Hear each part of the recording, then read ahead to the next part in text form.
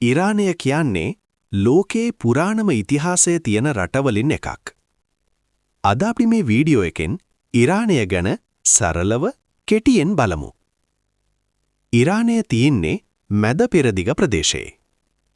උතුරෙන් කැස්පියන් මුහුදත් දකුණෙන් Persian gulf එකත් අතර භූගෝලීය වශයෙන් ඉතා වැදගත් ස්ථානයක මෙම රට පිහිටලා තියෙනවා. පැරණි කාලයේදී ඉරානය පර්සියානු කියලා හඳුන්වලා තියුණා. ඒ කාලේ පර්සියානු රාජ්‍යය ලෝකයේ බලවත්ම රාජ්‍යයන්ගෙන් එකක් වෙලා තියුණා.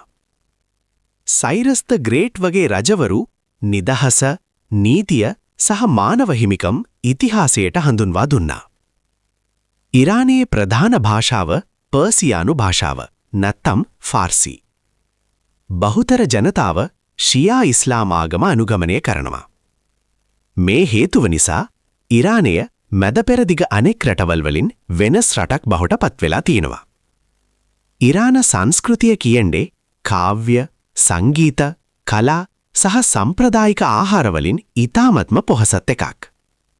රූමි, හෆේස් වගේ කාව්‍යකරුවන් අදටත් ලෝකය පුරා ජනප්‍රියයි.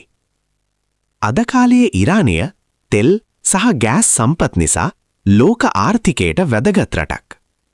එතමම දේශපාලනික තීරණ ලෝකය පුරා බලපාන රටක් විදිහට ඉරානය හඳුනා ගන්න පුළුවන්. ඉතින් පුරාණ ඉතිහාසයක්, ගැඹුරු සංස්කෘතියක් සහ අද ලෝකයට තියෙන බලපෑම එකතු කරගෙන තියෙන රටක් තමයි ඉරානය කියන්නේ.